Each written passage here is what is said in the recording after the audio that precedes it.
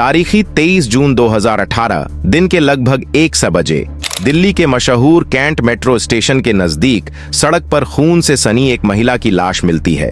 जहां पर यह लाश मिली थी वह आर्मी कैंटोनमेंट एरिया के बेहद करीब था। ऐसे संवेदनशील इलाके में लाश मिलने से हड़कंप मच जाता है। तुरंत जांच पड़ताल शुरू होती है। शुरुआती कुछ घंटे तक तो लाश की पहचान नहीं हो पाती, लेकिन जब लाश की पहचान होती है तो पूरे पुलिस विभाग में अफरा तफरी मच जाती है, क्योंकि मरने वाली महिला कोई मामूली महिला नहीं थी, बल्कि एक बेहद ही हाई प्रोफाइल मामला था। पुलिस अब जल्द से जल्द कातिल और कत्ल की वजह की तलाश में लग जाती है, और फिर पुलिस जांच में जो खुलासा होता है उसे जानकर हर किसी के पैरों तले जमीन खिसक जाती है। तो आखिर मरने वाली महिला कौन थी? कातिल कौन था? कातिल कैसे पकड़ा जाता है? और सबसे महत्वपूर्ण, सब कुछ इस वीडियो में आगे कातिल और कत्ल की वजह के बारे में जानकर आप भी शॉक रह जाएंगे। वीडियो में आगे बढ़ाने से पहले अगर आपने अब तक इस चैनल को सब्सक्राइब नहीं किया तो जल्दी से चैनल को सब्सक्राइब करें, साथ ही बेल आइकन दबाकर नोटिफिकेशन भी जरूर ऑन कर लें। चलिए अब कहानी शुरू करते हैं। जैसा कि वीडियो की शुरुआत में हमने बताया कि कैंट मेट्रो स्टेशन के नजदीक सड़क से गुजर रहे कुछ लोगों की नजर सड़क पर खून से सनी मृत महिला पर पड़ती है। आनन फानन में पुलिस को फोन किया जाता है। कब्र मिलते ही पुलिस भी वहां पहुंच जाती है और मामले की जांच पड़ताल शुरू कर देती है। पहली नजर में देखने पर ऐसा लग रहा था कि महिला को किसी गाड़ी ने धक्का मार दिया है। पुलिस इसे हिट एंड रन का मामला मानते हुए अपनी जांच को आगे बढ़ाती है। पुलिस मामले की संवेदनशीलता को समझते हुए घटनास्थल पर तुरंत फॉरेंसिक टीम को भी बुलाती है। हमारी जांच के अनुसार यह हिट एंड रन का मामला नहीं है, बल्कि महिला की पहले हत्या की गई है, फिर हत्या को एक्सीडेंट का रूप देने के लिए शरीर पर गाड़ी चढ़ाई गई है। दरअसल फॉरेंसिक टीम जब मृत महिला के शरीर की जांच करती है तो उन्हें महिला के गले पर गहरे घाव के निशान मिलते हैं।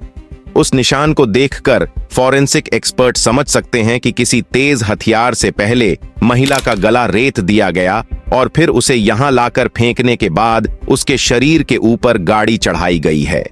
पुलिस को शक होता है कि शायद यह हत्या रॉबरी या यौन असॉल्ट की वजह से हो सकती है, इसलिए पुलिस इस एंगल से भी जांच करती है, मगर पाया जाता है कि महिला ने जो कुछ भी गहने पहने हुए थे वह सब कुछ सही सलामत हैं।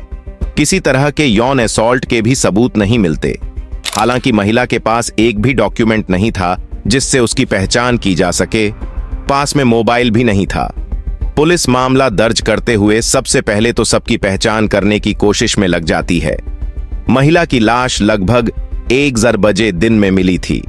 उसके बाद कई घंटे बीत जाते हैं, मगर मृत महिला की पहचान नहीं हो पाती। दिल्ली के दूसरे पुलिस थाने में भी मृत महिला की तस्वीर भेज दी जाती है ताकि जल्द से जल्द इसकी पहचान की जा सके, मगर पुलिस के हाथ खाली ही रहते हैं। अभी पुलिस हाथ पैर मार ही रही थी कि शाम के लगभग 4 बजे नारायण पुलिस स्टेशन में एक व्यक्ति आता है और पुलिस वालों को कहता है कि दिन में उसकी पत्नी बाहर निकली थी मगर अब तक नहीं आई है। उसका मोबाइल भी स्विच ऑफ आ रहा है। इस व्यक्ति की पूरी बात सुनकर पुलिस वाले उसी मृत महिला की तस्वीर उसे व्यक्ति को दिखाते हैं, जो तस्वीर बस थोड़ी देर पहले इस थाने में आई थी। उसे तस्वीर को देखते ही पत्नी की गुमशुदगी की शिकायत लेकर आया हुआ व्यक्ति बहुत ज्यादा घबरा जाता है और कहता है कि यही तो मेरी पत्नी है। शिकायत लेकर आया हुआ व्यक्ति कोई मामूली इंसान नहीं था, बल्कि इंडियन आर्मी के मेजर अमित द्विवेदी थे, और जिस मृत महिला की पहचान फोटो के जरिए उन्होंने की थी वह उनकी पत्नी थी, जिनका नाम शैलजा द्विवेदी था। शैलजा द्विवेदी मूल रूप से पंजाब के अमृतसर की रहने वाली थीं। इनकी शादी कुछ वर्ष पहले ही अमित द्विवेदी से हुई थी। इनका एक 6 साल का बच्चा भी था।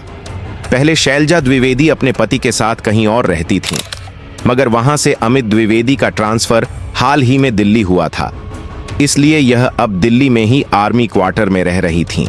शैलजा दिखने में काफी खूबसूरत थीं। उन्होंने कई मशहूर ब्यूटी कंपटीशन में भी भाग लिया था और कई ब्यूटी कंपटीशन उन्होंने जीते भी थे। शैलजा ने मॉडलिंग की दुनिया में भी हाथ आजमाया था। लाश की पहचान मेजर की पत्नी शैलजा द्विवेदी के रूप में होने की वजह से यह बेहद ही हाई प्रोफाइल मामला हो जाता है। दिल्ली पुलिस के कई आला अधिकारी इस मामले की जांच पड़ताल में लग जाते हैं और जल्द से जल्द हत्या की वजह और हत्यारे की तलाश में लग जाते हैं।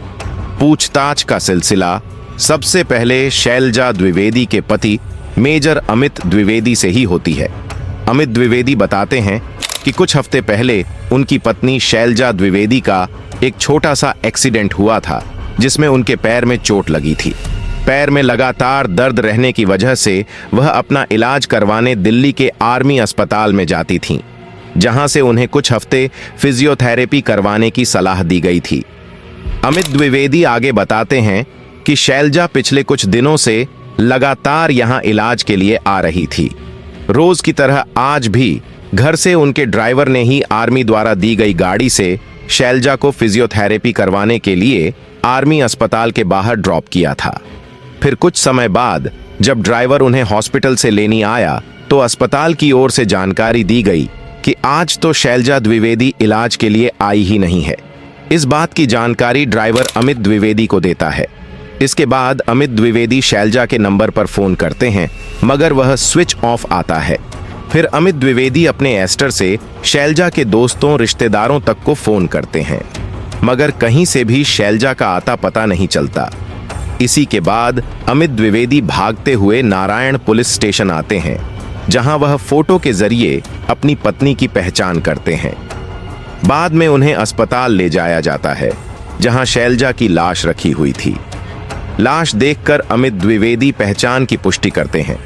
अब पुलिस एक गुत्थी सुलझा चुकी थी कि यह सब किसका है।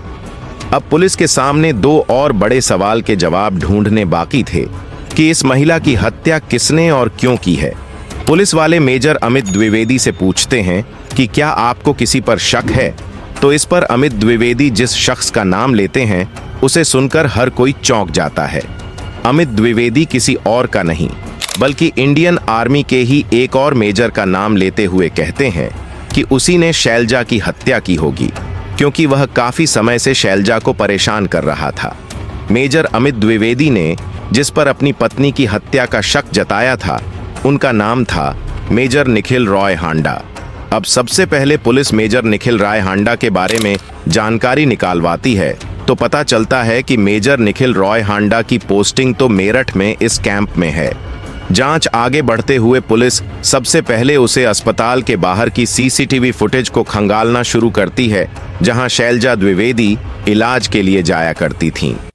कुछ ही देर की मेहनत के बाद पुलिस देखती है कि अस्पताल के बाहर जैसे ही शैलजा द्विवेदी अपनी गाड़ी से उतरती हैं, दूसरी तरफ से एक सिल्वर कलर की होंडा सिटी कार आती है।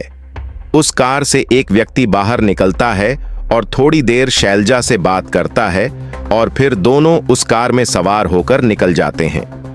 कार के बाहर निकले उस व्यक्ति की पहचान मेजर अमित द्विवेदी के साथ मेजर निखिल हांडा के तौर पर की जाती है।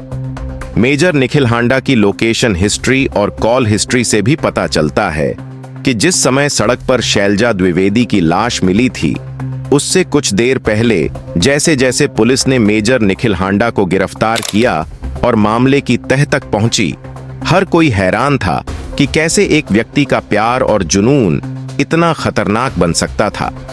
यह घटना उस समय की थी जब निखिल हांडा को यह महसूस हुआ कि शैलजा को अपनी जिंदगी में पाने का कोई तरीका नहीं था और इसके लिए वह किसी भी हद तक जा सकता था।